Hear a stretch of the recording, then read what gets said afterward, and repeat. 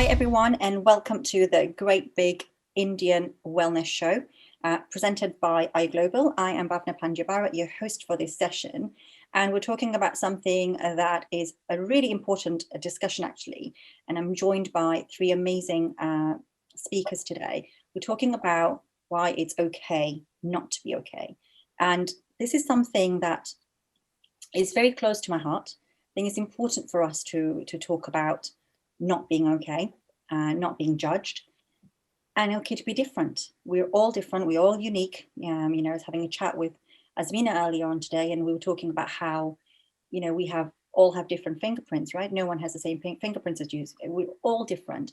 So it's okay to be different. It's okay to feel things and emotions that might not make sense to you. Nothing makes you weak. Just because you're feeling down doesn't mean that there's something wrong with you. It's just human. We're human. That's our makeup. It's how, we're meant to be feeling those emotions. So if you're feeling upset, if you're feeling happy, those are inbuilt emotions. But having the courage to actually speak up and ask for help or face these situations, there is a problem. Acknowledging that problem is the start to becoming okay. If you keep it buried down, then the situation just gets worse. So today we're joined by three incredible speakers. We've got Dr. Amal Lad. He's a GP and he is also a foundation trustee for South Asian Health. He has been involved in several projects to improve mental health awareness within the South Asian community. And we're going to talk to him about how things have changed maybe in the South Asian community as well.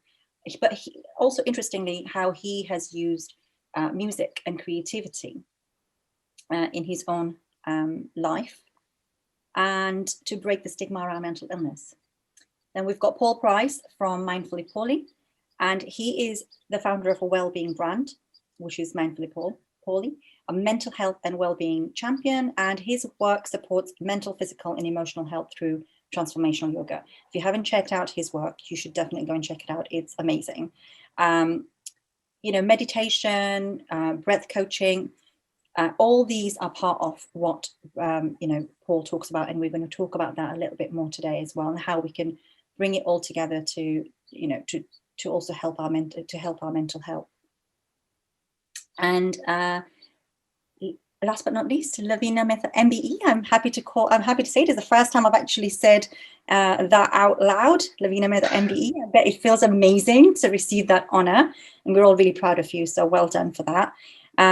So with Lavina, Lavina is, I think a lot of you who might be watching may already know her. She's a regular iGlobal columnist, and she's an award-winning personal trainer. She doesn't look 43 at all, and probably down to her incredible work ethic as well. She's a keynote speaker, mom of three. Again, I don't know how you do it, Lavina. And she has recently been awarded an MBE for services to health and fitness during COVID-19. And Lavina, her mission is to help people of all ages feel good physically and mentally. So we're going to be talking to all three of you today about it's okay not to be okay. And we're going to start with you, Paul, about your journey and how you've got over that not being okay. Like, tell us a little bit more about you and that journey. Yeah, thank you very much. So it's an interesting journey actually, because I've been kind of involved in the well-being world for a little while, and part of my role in my last job, working in C-suite at a big corporate, was actually the well-being strategy for the company. But it was last year that I literally woke up one day and it was like I had been in a car accident and sustained a brain injury. And that's no exaggeration of the situation that I found myself in, thanks to kind of mismanagement, if you like, of stress, and how then stress over the years built up inside of me, led to anxiety, led to physical ill health and mental ill health. And I woke up one day last July and I was in a very bad way. I was nauseous, I was disorientated, my cognitive function almost completely deteriorated. I couldn't speak.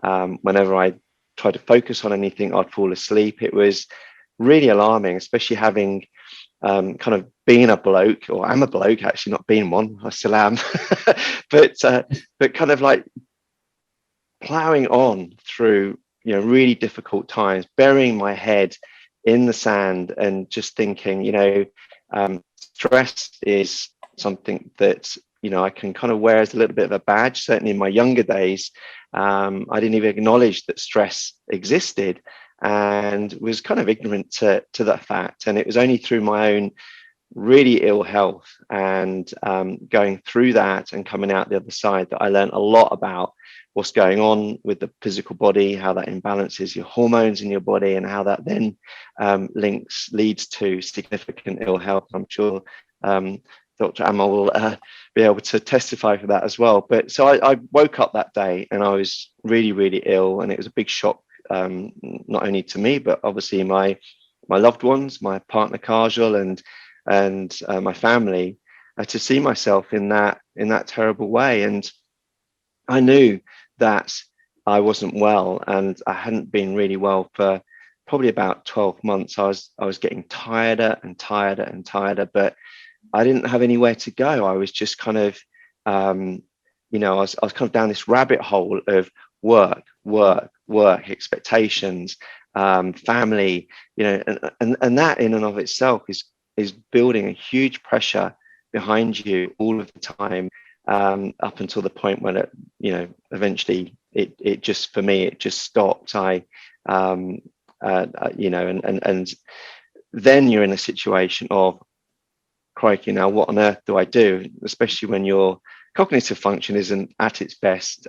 Thankfully for me, amazingly supportive partner and family around me who really helped me through that. And you know, for me personally, I didn't really want to go through medication, although at first I did go on medications to help settle myself down and get myself into a more resilient state. And for me also personally, you know, mental health services, whilst absolutely amazing, really wasn't able to kick in at a pace that I was going to help me get through it really quickly. And I have every respect for mental health services, but I needed to find a route that was going to get me up off my feet, back onto my feet rather, as quickly as possible. And I was lucky enough to find a form of yoga therapy out in Europe that I could go away to and learn how to kind of heal myself through using, learning about my body and learning about how through movement and breath work and meditation, pranayama, diet, and linking all of those great things together to create a situation where you actually, you know, look deeply inside, find the answers, and then come out the other end, actually in my situation, completely transformed. I, within literally 21 days, less than 4 weeks, went from, and I wish I actually shared the before and after photograph actually, because I was, you know, as I described, in a terrible state. When I came out of it the other end, my cognitive function was better than I'd ever remembered it. I had my creativity had come back. I was fitter, stronger, healthier. I'd lost 5 kilograms in weight, got rid of all the unhealthy fat, and was left with the healthy fats in my body.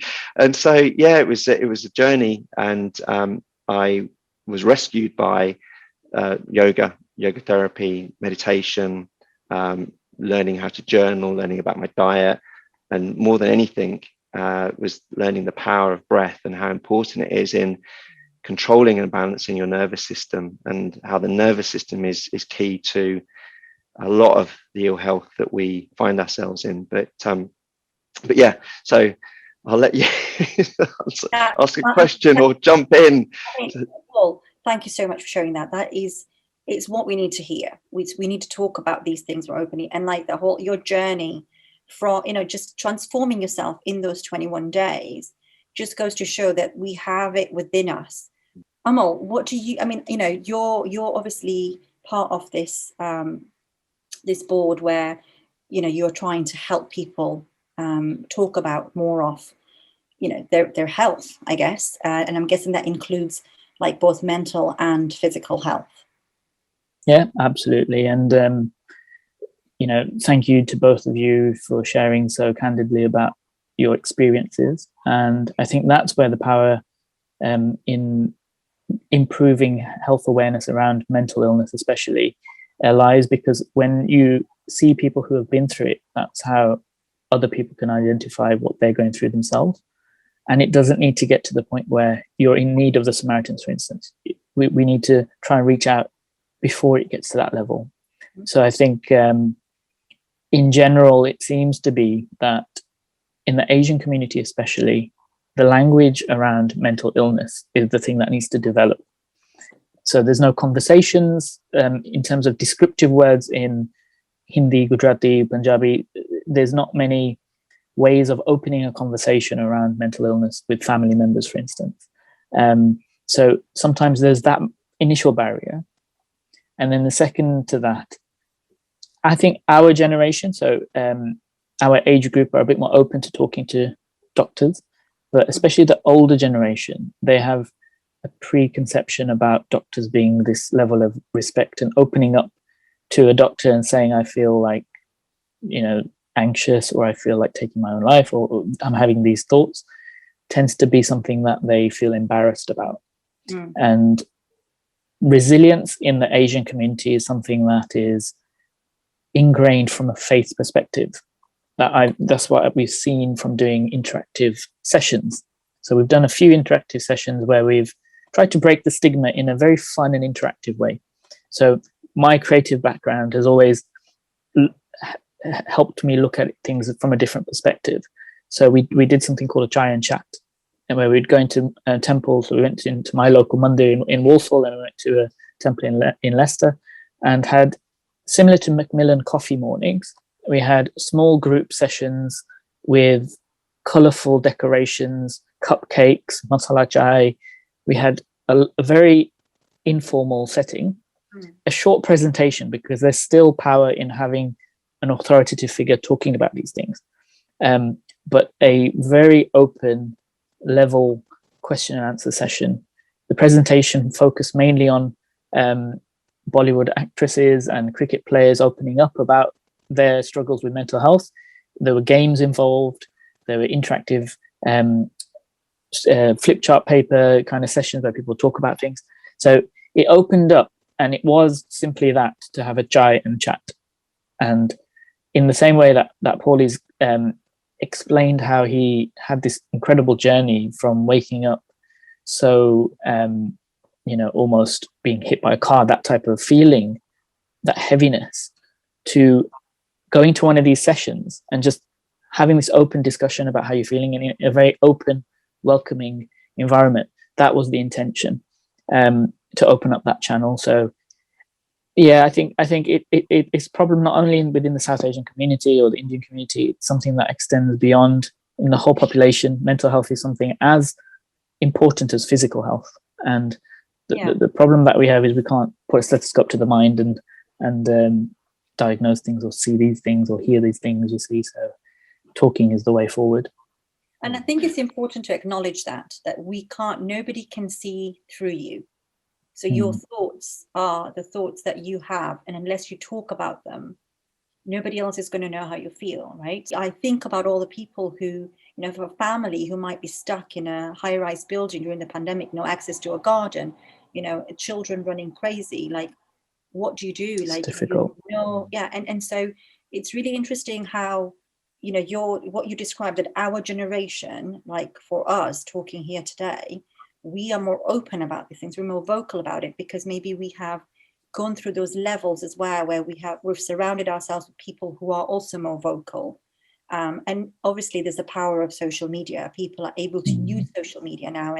And Paul, I guess the pressure on you as well, when you were going through that situation where you woke up like that, but prior to that, maybe not accepting that something was wrong, and you're like, no, everything's fine, and you're going and you're going and you're going, and having to show up on social media as that person where everything is okay, everything's fine, like, happy, I'm happy, I'm everything's good, and then the next thing you know is crash. You're just like, no. I think there's one wears a mask in life, don't you? You put on a mask for your friends, your family, and we talked about it earlier, that you put forward. Well, you just, I mean, I am who I am. I put forward who I genuinely am, but it doesn't mean that inside I haven't got issues going on, that I've been hurt by something, or I'm worrying about something. I'm the sort of person that's always puts on a positive, I am positive, but then at the same time, there are issues going on underneath the surface that I'm trying to process as a human being, that I may be unhappy with, or whatever it is that's going on. In that particular, situation, the last 2 years, I was unhappy with my work. I wasn't satisfied in my job. I was starting to get a huge amount of pressure because I was running a massive project, which was fine, but it was all sort of different layers of pressure that was happening, that was going on. Then COVID hit, and then that added another layer of work pressure, and it just mounted. And I knew that I wasn't coping particularly well, and I knew that it was affecting my work performance. But what on earth? At the time, I was like, "What the hell who do I speak to? Where do you go?" I mean, yeah, you speak to your partner, but one of my key messages I really want to get out there is to business leaders, actually, because I think as business leaders, we have a huge responsibility to the people that we employ. We put on a huge amount of pressure into their lives through work. And of course, we all come into work with our own personal life baggage. It comes into work, we turn up for work. So presenteeism in the workplace is a big deal. Productivity in the UK is a huge deal because we're very unproductive in the workplace. And it's not surprising, because we've got all of this baggage on our shoulders coming into the workplace and nowhere to go, even when we turn up. And I think that employers really need to step up and understand that there is stuff that you can do. My employer were quite supportive in one way, but really didn't know what to do with the situation. I now know what to do with that situation. Should anybody be in that situation, there is a pathway out of it, but it's so difficult to figure out what that pathway might be when you just get signposted to helplines and that sort of thing. So I think business leaders have got a lot of things to think about, and a great role to play in how they help out the people. I'm going to come to Lavina because obviously, Lavina, you're also very active on social media. You've been doing amazing things during the pandemic. You've got an MBE for all the hard work you've been putting in, and the stuff that you've been doing with the community. So what are the trends that you've seen? What are the things? Are people coming, when people come to you, are they opening up? Are they saying how they feel? How do you feel about showing up as well? Yeah, lots of things to cover. I think over the pandemic, for sure, I'm seeing, the whole message I've been trying to put out there is, obviously, I'm into physical health. I'm trying to promote exercise, movement, even if it's short bouts. I have this concept, exercise snacking. It's literally taking those 5 or 10 minutes. It doesn't have to cost anything. It's free, it's accessible. You could do it anywhere. You could just put yourself out and go for what I call a feel-good walk, 5 minutes in nature, and the mental health benefits are so huge. I've been trying to promote this on press, TV, radio, on my column at iGlobal. I'm trying to get it out on social media that these feel-good endorphins are there, and they're free, and they're in our bodies, and they can just be released so easily through some sort of movement that you enjoy. It might be a walk, a run, it might be lifting weights, which is what I'm into. It might be yoga, which I also love. And it might even be taking a minute, what I call a breath snack. And that's literally that minute where I filmed park, where I was, had a crazy day, got to that car park, and I was like, let me just take a minute to pause and to breathe and just extend my exhale. And what that does for your parasympathetic nervous system, like Paulie will, I'm sure, is the expert on, but it just calms and gets rid of that anxiety and that stress. And just taking that minute out is sometimes so important. But through the pandemic, obviously, I've been working with all ages, trying to provide ways that people can move. I was on TV and radio a lot at the beginning about boosting your immune system through activities, but also boosting our mental health, because the pandemic has shown us, if anything, the fact that it is going to be a mental health pandemic, and that loneliness is such a big issue for all ages.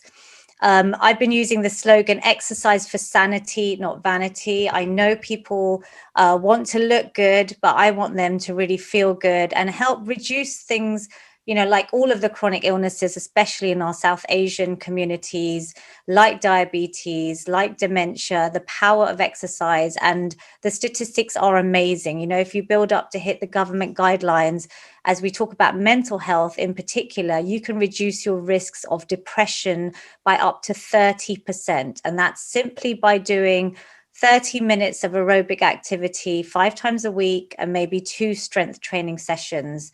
And break it down even further, just do 10 minutes, 3 times a day, go after each meal for a walk. Expose yourself to nature. I think nature is a big, powerful resource that we have. We have our parks, we have our gardens, but there's, things, geometric shapes that are found in nature called fractals. And when you expose yourself just by looking at greenery, there's a whole concept of forest bathing that's come from Japan. It's a science, and I try and, just bring in little concepts to make it fun. But getting that fresh air, getting that break is so important. And even working with the elderly, obviously I've been doing chair workouts for all ages, but I have a lot of elderly. I've even had a lady up to the age of 100 in a care home join us now. Wow. And I mean, it's so fulfilling. I do it with my mother-in-law. She's 73. She never exercised with me before the pandemic. And it's just teaching people that it can be easy. It can be done from home. They're using their little tins and plastic bottles to just do a bit of resistance training, which again, there's myokines in our muscles that are activated when you lift weights that are going to help your mental health specifically. So there's a lot of research, science that I do, researching behind the science of exercise, which I find so fascinating. But yeah, I have done surveys, after a year through, and I'm still continuing the free workouts. But the response has been amazing. Some of the elderly have come forward and actually written in the survey, yes, I feel like I was part of your feel-good community. I've made friends on Zoom. I look forward to your sessions. Please don't stop them. I look at your YouTube workouts and I try and do it extra, but I feel like you're with me in my home, which is, so heartwarming, because it's where I'm trying to say you're not alone. And let's talk about things. And a lot of them, have never used the physical fitness as a way of boosting their mental fitness and the mental health. It is health there that we really need to start talking about as a community. As a mum of 3, I'm, very passionate. I have 2 young men, and they're over 18 and a 13-year-old. So I've got lots of different age groups and lots of challenges. And I think the more our generation are open, and we are starting to be, the more it's going to help, be able, our children are going to be able to talk about this more. But it's really important. And I think, social media plays a big part. I've come into the world of social media in my 40s, very late in the game. I was a very private person before all of this, but I very openly, even through the pandemic, where I was doing, a couple of lives a day, doing workouts back to back, and I would turn up and just say, guys, I didn't feel like working out this morning. I'm absolutely shattered, but let's do this together. And that feeling you get after a workout, I just say, bottle this feeling up. Use this as your motivation. You are going to feel great. It's just going to give you that little energy, that lift. It's going to calm your nerves, your anxiety, your stress. You have a little bit of self-care, me time. But I very openly talk about it on my Instagram stories. I think it's important to keep it real, that like we've said, social media tries to portray this perfect picture, that we're all posting all the happy parts of our lives. But it's important to know that, everyone's got their own challenges inside. And as a community, let's be open. Let's try and help each other and support each other. I personally think everyone should have some sort of coach in life. You know, I encourage, even with my children, one's at university and has had to go through the pandemic, away from us. And our parents' generations are not used to talking about this, but yeah, let's be open. So lots of different angles there. I think one of the things that struck me, I obviously my partner, she's Indian, and probably 99% of my friends group are Indian as well, and certainly my following and everything is as well. And one of the things that really strikes me is that the incredible pressure that the community puts upon itself, not only the community, the family, the expectations around education, etc., etc., etc. It just seems to go on and on. It's from where I come from, it's not like that in the same level. So you guys have so much more pressure on, it feels like to me, and don't talk about this type of thing. So it's really, really important to get the message out there and try and educate the elderly to be more open to it. But certainly I think our generation has a responsibility with our kids to really be talking openly about mental health and the real impact it has on lives and relationships. It's not just me as my person, it affects everybody around you, doesn't it? And the more we can talk about it, the better it's going to get for everybody.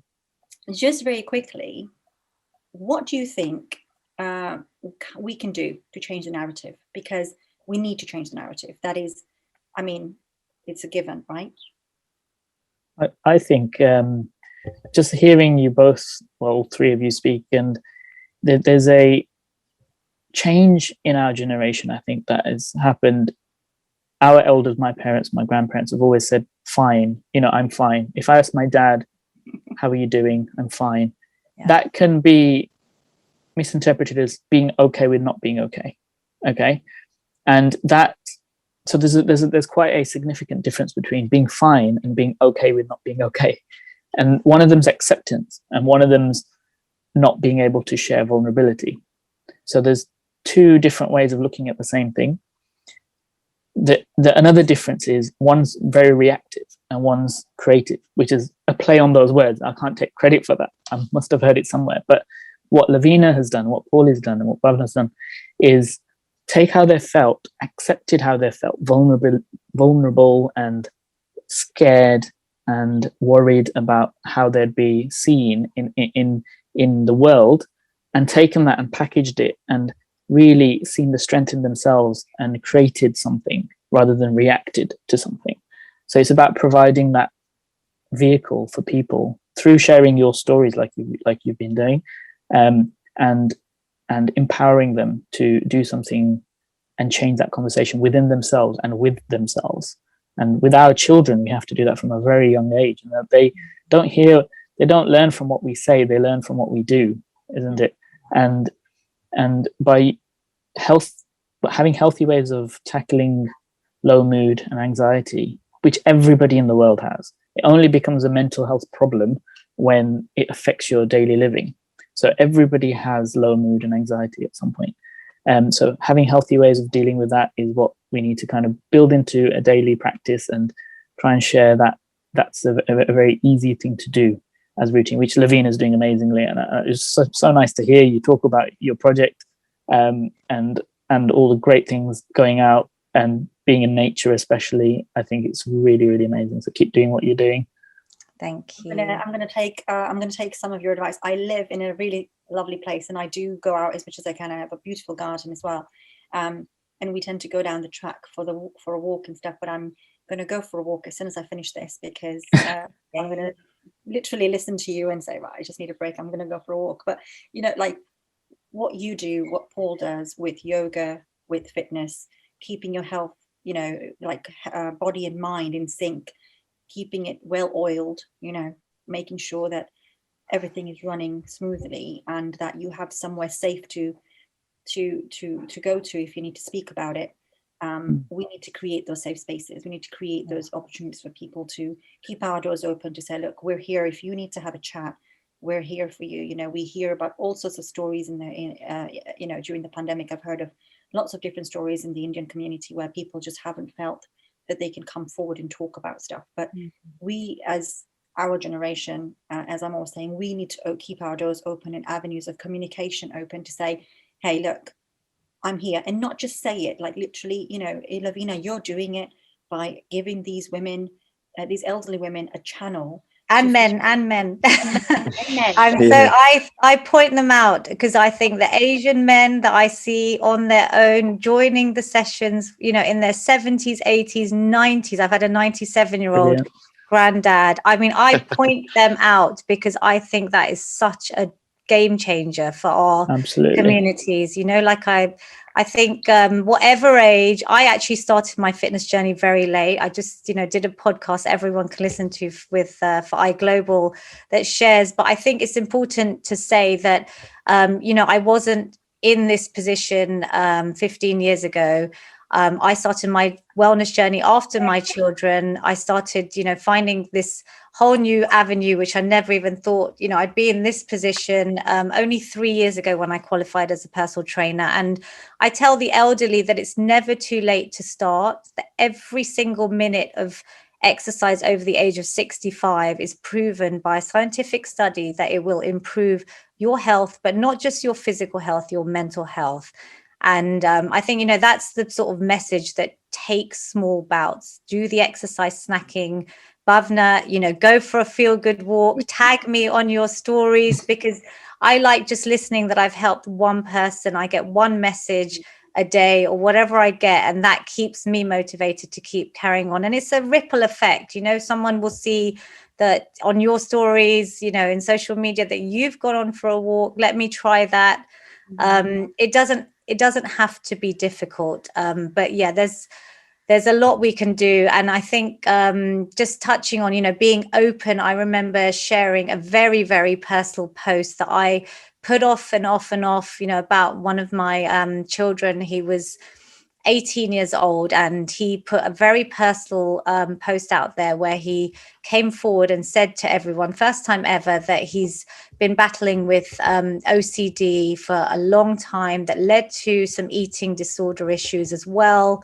And it was something that we literally kept so quiet. You know, even my best friends were shocked when they found out what we'd been going through. And it was a big move for me, you know, for me to actually say, and he wanted me to share it. So I remember that post on Instagram. It was probably the hardest post I've ever had to do because he told me to share it. So I'd got his approval. He was so strong, so brave to come out with it. And I shared it, and it opened up so many, you know, direct messages, people reaching out saying, A, Lavina, you know, I've been a friend of yours. I didn't even know you guys were going through this. But B, you know, my daughter or my son is feeling the same, or I feel like maybe I've had similar issues. So it is generally, you know, so advisable to try and be brave, which is what I think, you know, all of you are all doing as well.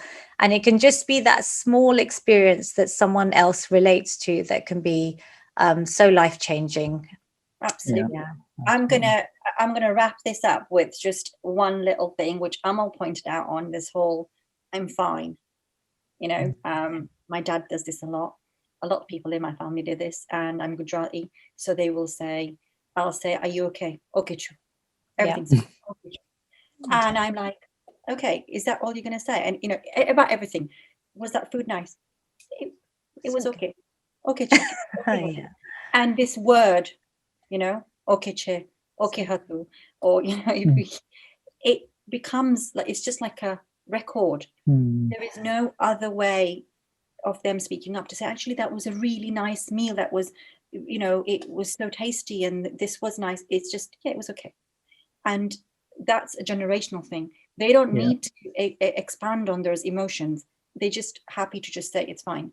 And they are not as maybe affectionate as well. Like my dad is very affectionate, but that generation doesn't see that. They don't need to be huggy and, you know, cuddly and saying, come here, let's sit down and have a chat. You know, I say to my 5-year-old before bed, we when we lay down, like, so tell me 3 things that were amazing today. What did you get well done for today? You know, and celebrate his wins and be grateful for stuff. And he'll tell me he's grateful for Lego, you know, which is fine. He's grateful for Lego. But he's learning that it's important to be grateful for the things that we have. It's important that we talk about how we're feeling. And so, you know, if he's not had a good day at school, he'll never tell me when he leaves school and comes home. He will tell me at bedtime, because that is our time. So when we lay down, he'll be, you know, this happened today, or this boy pushed me and I didn't like it. And we'll have a conversation about it and a discussion about it, you know, and that's important that we do that. We do that with our children. And if you're listening and you have grandchildren, do that with your grandchildren. And it doesn't matter if you're our generation or not. If you're a different generation to us and you're watching this, you know, think about how you could implement changes in your life. There's all these amazing people, you know, connect with Paul. You know, Paul, it'd be amazing for you to do some breathwork stuff with people, and, you know, and to show them how that can transform their lives, and how just 5 minutes, you know, 5 minutes of just, you know, like Lavina was saying, you know, being present in the moment and just experience actually that the importance of breathing and how that is integral in everything that you do, like how it can just change your mindset within minutes and take you to a different place, you know. And obviously connect with Amal as well, who, you know, can, if you've got any questions for him with regards to, you know, what kind of support you might be able to get as well. You know, they're all. Could I just say one last thing is, and that is, and that your GP is there as well, and they are there to listen. And I know that we've spoken about self-directed things you can do, but sometimes it gets that bad that you need some help. And medication is one of the myths about medication, is that you'll be on it for the rest of your life. They don't understand it, but it can be very temporary, and it just gives you that temporary relief to get your mind back into a way of being. So GPs are there. There are people to help. As well. Don't be scared. I'd just like to support that view, actually, because this was my second brush. This is the most serious brush with a mental health issue. But my first brush with it was about 10 years prior to it. And I was really struggling, and a couple of weird things happened. Like I split a bin bag open and I started crying. I split the bin bag open and I started crying. What was going on? I just didn't know what was going on. I went to the doctors, and it was, you have about 10 questions, isn't it, that you ask around mental health. They said, I think you're quite seriously depressed, and I think that you could do with going on a little bit of medication to see you through this phase. And it was the greatest lift off my shoulders, a weight off my shoulders that I'd ever. I then cried because I thought, this is amazing. And you know what? I think for about 2 weeks, I took some medication again, just to kind of even things out a bit. And then I came off and absolutely fine, you know, and I really support that view. Go and speak to your GP. They're there to support you, to help you and guide you. Could I just leave with one last little 2 tips I've got? Just what you touched on, Bhavna, about talking about things that you're grateful for. And it's an exercise that, you know, I try and do with my youngest son, who's, you know, obviously living with us at the moment. And through the pandemic, we were just literally at dinner or wherever you get it, in the car journey to school, just 3 good things that have happened to you today. I think the power of journaling, just to add on top of that, is something that I've actually taken on board through a crazy life-changing year that I've had, where I feel like I haven't really stopped, but I take these little snacks, maybe just a stretch snack. You know, it doesn't have to be hardcore exercise, not the message. You could just do some simple mobility work or some stretching at your desk, you know, while we're all stuck at Zoom and working from home and everything's gone virtual.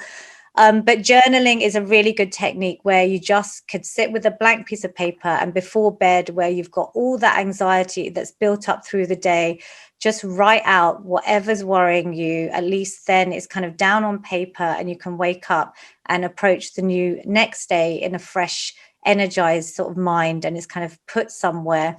And just one last thing I thought I would introduce, which is how I finish all my workouts, but I actually have done recently on a lot of the You're things going that to make us do something, aren't you? yeah, I'm going to make you do something, but nothing active. We're not going to raise our heart rate, but we're going to be able to release some serotonin, some oxytocin, which is the love hormone. And because it's mental health, and we've talked a lot about loneliness through the pandemic, what I do get everyone to do, and that is everyone to the age of 100, is a feel-good hug. And it's very simple. It's going to help if people are working from home or sitting for long periods, watching too much TV and Netflix. So shall we give it a go? Just take 10 seconds of your day, and maybe everyone joining at home, if you just open out your arms and you try and arch your back. So I'm really extending my arms out. I'm going to take a nice big positive inhale. And what I want you to do is give yourselves a massive hug. Wrap the arms around. Bring your chin towards your chest, arch your back, give yourselves a love. You're all smiling, which is the most important part.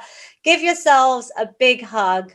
And yes, thank you all for attending today's amazing session. Feel good hug.